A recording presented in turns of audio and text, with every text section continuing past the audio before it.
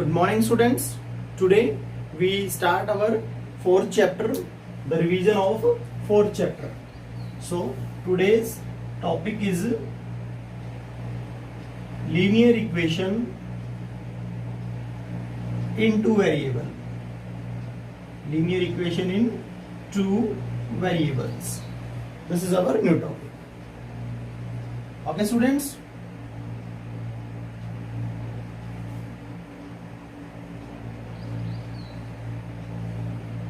So, what is the meaning of this chapter?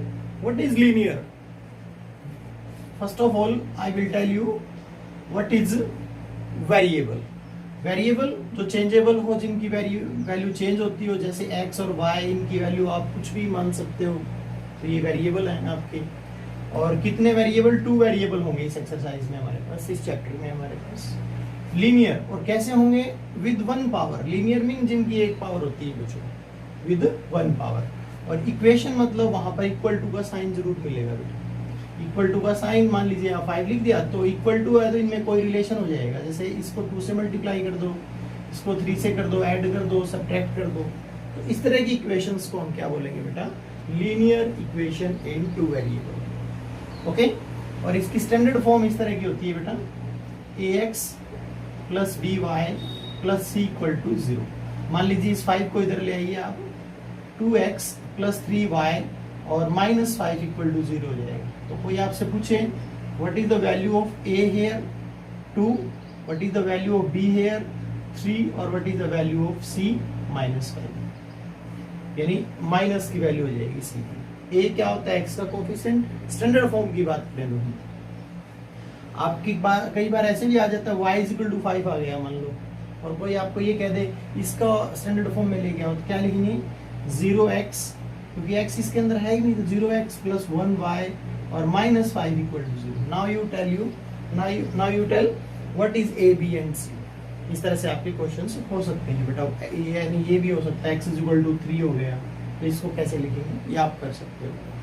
तो first exercise हमारा है, सिर्फ स्टैंडर्ड फॉर्म के बारे में बताया गया, नथिंग और कुछ भी नहीं है. या फिर आपको इस तरह के ये भी आ सकता है कि आप इक्वेशंस कैसे बनाएंगे. अगर आपको कोई स्टेटमेंट दे दे तो इक्वेशन कैसे बनेगी बेटा? जैसे देखिए, मान लो कोई भी स्टेटमेंट दे दे आपको, the price of 5 bats and 2 balls is 70 rupees. तो you make a linear equation in two variable. तो सिंपल है. Let the price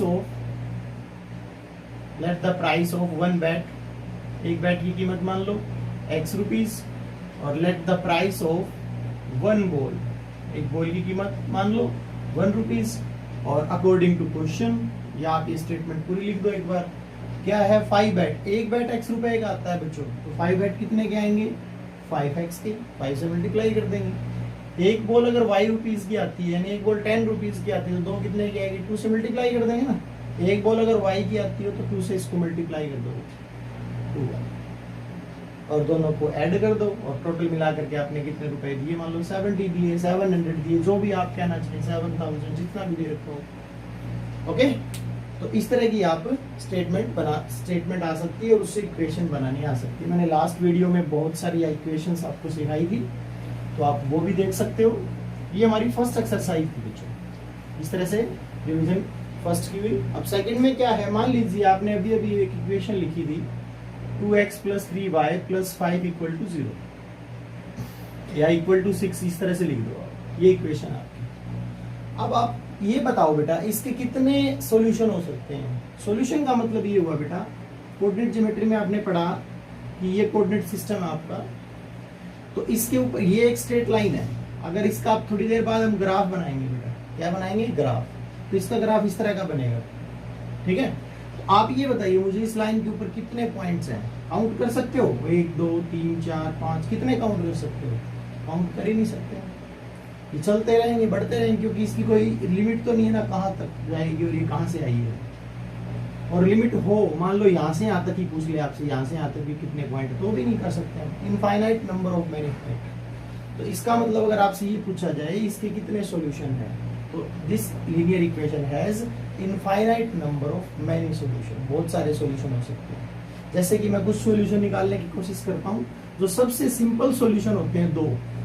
मैं फिर बार बार रिपीट कर रहा हूँ बेटा ये बात कि सबसे, वैसे बहुत सारे सॉल्यूशन होते हैं, तो जो सबसे आसान सॉल्यूशन होते हैं वो कैसे निकालते हैं, क्या करें, पुट, एक बार किसी एक वेरिएबल को जीरो रख लो, एक्स को जीरो रख दो बेटा, 2 into 0, 3y equal to 6, 2 multiply 0 0 plus 3y equal to 6, तो 3y इक्वल टू आ जाएगा 6y इक्वल टू आ जाएगा 6/3 और 2, y कितना आ जाएगा 2। और दूसरी बार आप क्या करें, पुट y इक्वल टू 0, एक बार y को 0 पुट कर दें, तो 2x प्लस 3y को 0 पुट करते हैं equal to 6, 2x plus 0 equal to 6, तो 0 ऐड करें कोई फर्क नहीं पड़ेगा, तो x इक्वल टू 6/2।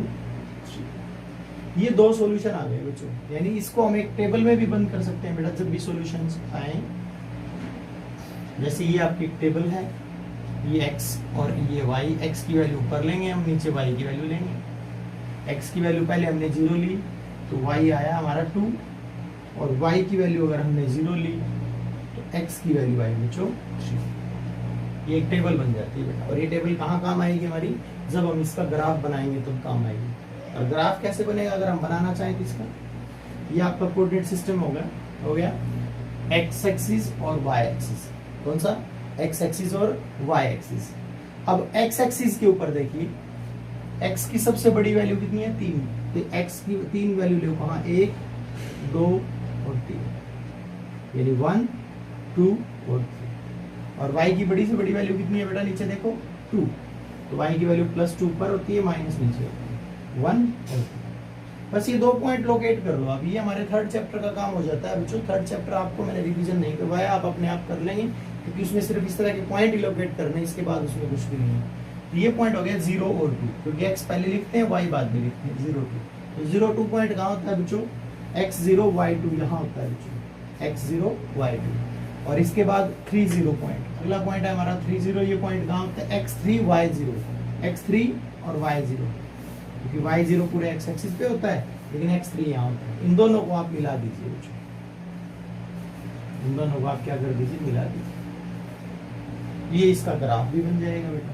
इसका ग्राफ बना करके दोनों तरफ आप एरो लगाएंगे, क्योंकि ये लाइन है, और यहाँ पर आप इसका नाम लिख देंगे, कौन सी लाइन है, 2x + 3y = 6। ये आपका ग्राफ भी हो जाएगा। तो क्वेश्चन कहाँ से शुरू किया था बेटा हमने, कोई भी एक स्ट्रेट लाइन या लीनियर इक्वेशन बोलेंगे हम इसको, हमने ली, हमने इसके 2 सॉल्यूशन फाइंड आउट किए। कितने सॉल्यूशन हो सकते हैं इसके, बहुत सारे हो सकते हैं, infinite number of many solution हो सकते हैं, बट हमने 2 फाइंड आउट किए। दोनों को एक टेबल में बंद किया और उससे एक ग्राफ बना दिया। और ये बिल्कुल फ्री हैंड से नहीं, स्केल से आप स्केल से इसको इससे मैच करना है, और सिर्फ इतना ही नहीं, आगे तक बढ़ा दें आप दोनों तरफ एरो लगा। तो इस एक क्वेश्चन के अंदर मैंने बहुत सारे क्वेश्चन क्लियर कर दिए। कौन से, सबसे पहले हमारी सेकंड एक्सरसाइज में आपसे ये पूछता है कि किसी भी लीनियर इक्वेशन में कितने सॉल्यूशन हो सकते हैं, तो मैनी सॉल्यूशन हो सकते हैं। फिर आपको ऐसी इक्वेशन देता है, उसके कहता है कि आप 4 सॉल्यूशन बताइए। हमने कितने फाइंड आउट कर दिए, 2। ज्यादा भी करने हो आपको, मान लो इसमें और ज्यादा करने हैं आपको, तो अगली बार आप x को क्या पुट कर लो, 1 पुट कर लो, जो मर्जी आपका मन पुट करो, x को 1 पुट करो। देखो क्या होगा, x को 1 पुट करेंगे तो यहाँ x की जगह 1 रख दिया, 2 1 2 प्लस 3y = 6, तो 3y = 2 को राइट साइड ले जाएंगे हम, 6 - 2 4, तो the value of y is 4y। तो एक वैल्यू और हो सकती है अगर हम चाहें तो, यहाँ पर ऐड करना चाहें, x1 अगर लें तो y कितना आ जाएगा, 4/3 आ जाएगा। इसमें 2 की जरूरत होती है ग्राफ के अंदर, 2 से ग्राफ बन जाता है। इस तरह तीसरा चौथा सॉल्यूशन भी निकाल सकते हो। अगली बार x को क्या पुट कर दो आप, पुट x = 2 पुट कर दो, जितना मर्जी पुट करते रहो बेटा। तो ये हमारी एक्सरसाइज का सेकंड क्वेश्चन है, और इस क्वेश्चन के बाद हमारी सेकंड एक्सरसाइज भी कंप्लीट हो जाती है। ये चैप्टर भी बड़ा आसान सा चैप्टर है बेटा, आज में आप इसको कंप्लीट कर सकते हो, ठीक है। तो आफ्टर दैट आपके पास एक क्वेश्चन ये भी आ जाता है कि मान लो ये आपकी एक स्ट्रेट लाइन है बेटा, मैं इसको रब करता हूँ ऊपर,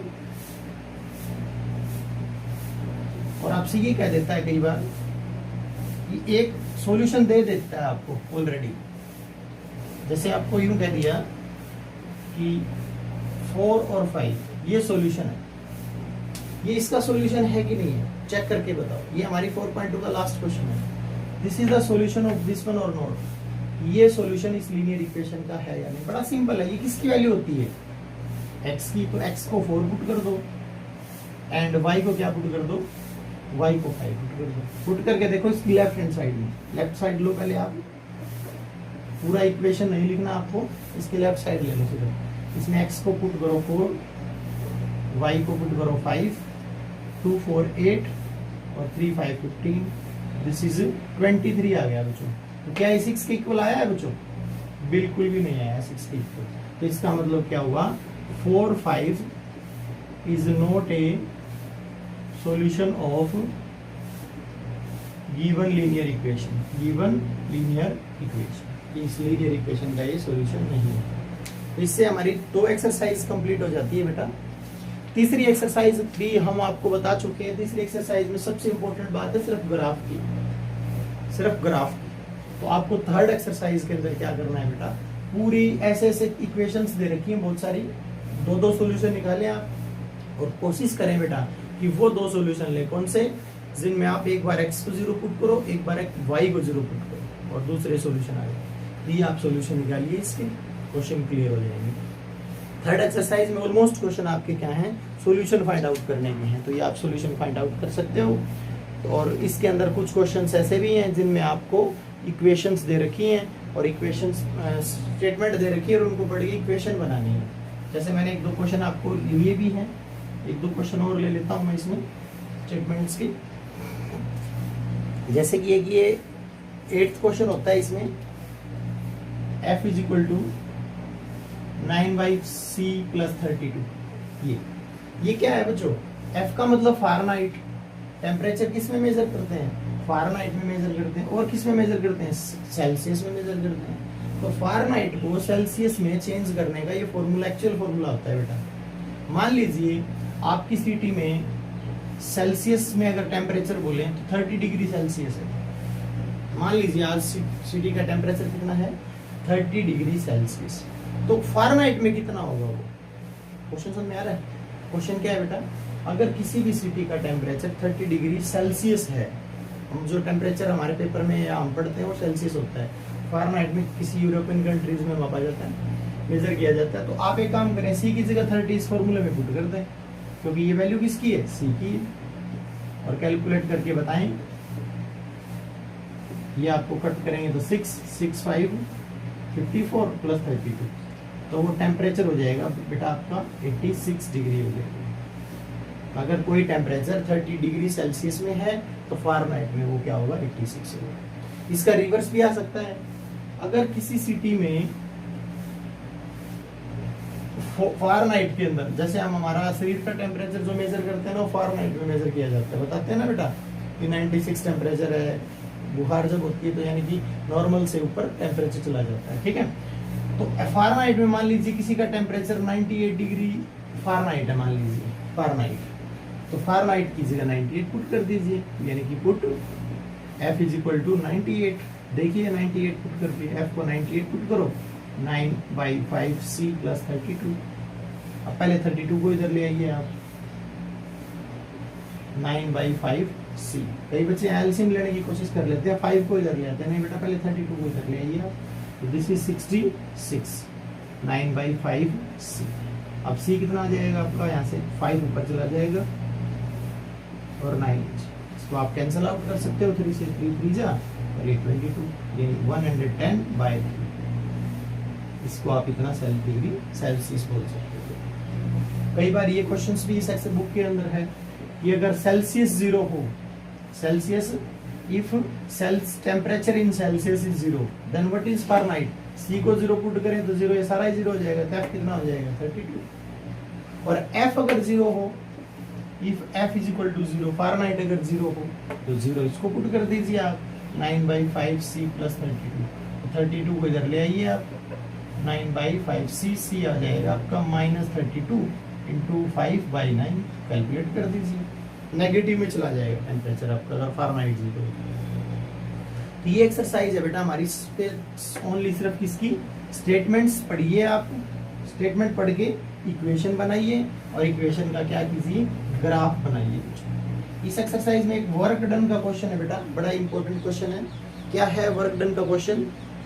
लगभग ये 6th क्वेश्चन है आई थिंक, बिल्कुल 6th। If the work done by a body on application of a constant force is directly proportional to its distance travel. मतलब ये दे रखा है इसके अंदर बेटा, किसी भी बॉडी का फोर्स जो है ना, ये प्रोपोर्शनल का सिंबल होता है बेटा। ये फिजिक्स का क्वेश्चन है एक्चुअली, ये प्रोपोर्शनल का force is proportional to distance travelled, यानी जितनी दूरी पे आप जाओगे उसके अनुसार फोर्स लगेगा। ये इसने दे रखा है क्वेश्चन के अंदर, यानी ये इसके प्रोपोर्शनल है।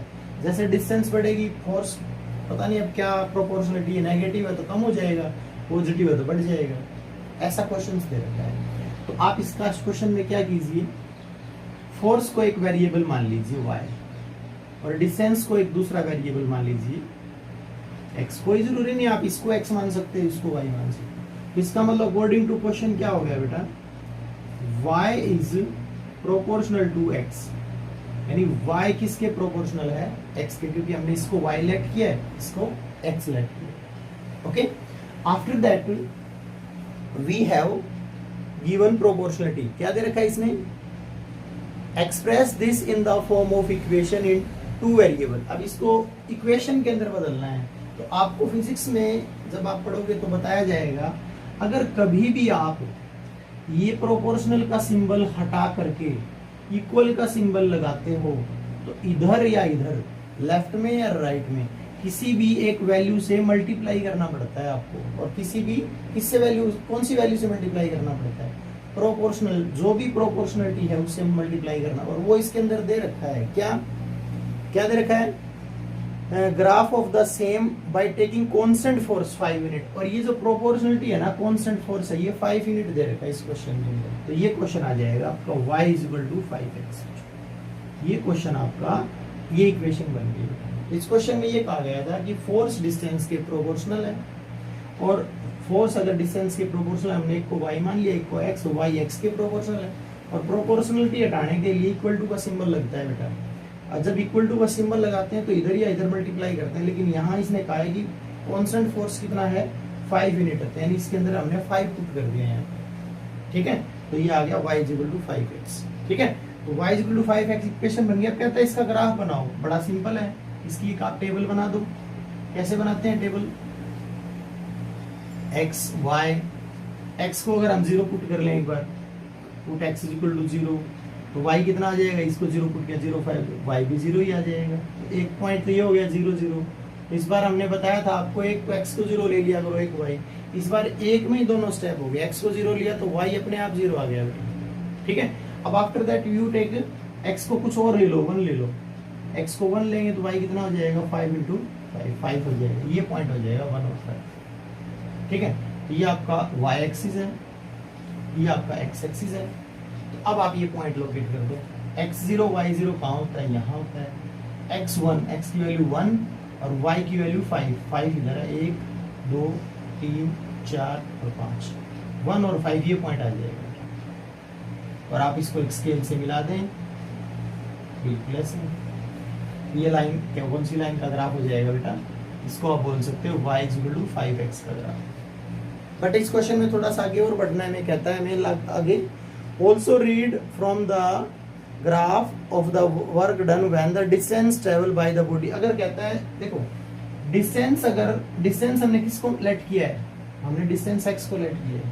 अब ये कहता है अगर डिस्टेंस 1 की बजाय 2 यूनिट हो जाए, कितना हो जाए, 2 यूनिट। ग्राफ पेपर पे बनाना है, 2 यूनिट हो जाए तो 2 जहां होगा वो देखो ये कहाँ कट कर रहा है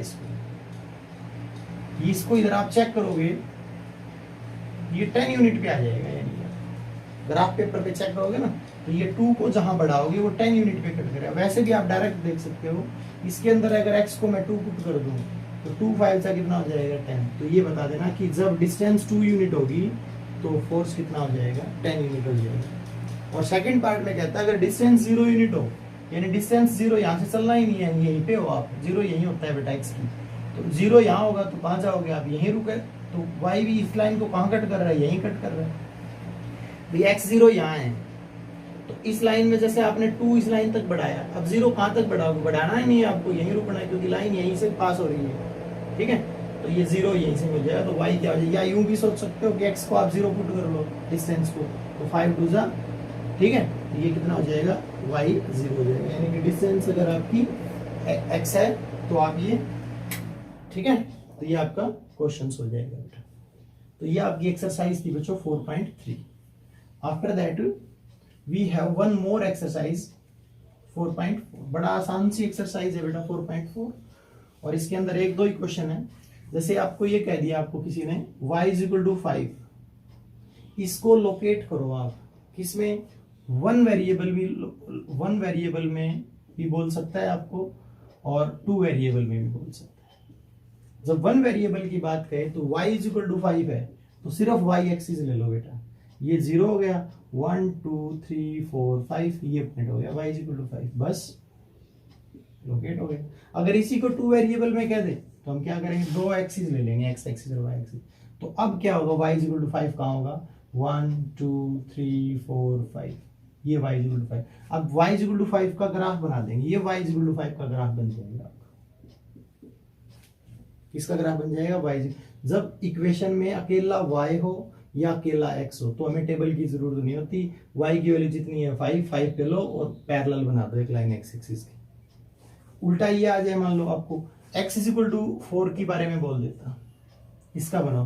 तो अगर वन वेरिएबल की बात करें तो वन वेरिएबल में कैसे बनेंगे, x एक्सिस बनाओ, ये 0 1 2 3 4 ये पॉइंट लोकेट कर देंगे, बस वन वेरिएबल में सिर्फ पॉइंट लोकेट करना है। और 2 वेरिएबल में अगर आ जाए, मान लो इसी में अगर मैं लोकेट करूं 2 वेरिएबल को, x = 4, ये अलग बना लेते हैं, x एक्सिस y एक्सिस, 1 2 3 4, ठीक है, ये 4 आ गया। तो इस बार x = 4 है तो ये y एक्सिस के पैरेलल बन जाएगा बेटा। ये लाइन कौन सी बन जाएगी, x = 4 which is parallel to y axis. ओके, तो ये आपका क्वेश्चन होगा बेटा। तो ये आपका पूरा चैप्टर मैंने आज आपको रिवाइज करवा दिया, आप ये रिवाइज कीजिए, ठीक है। Okay students, thank you students.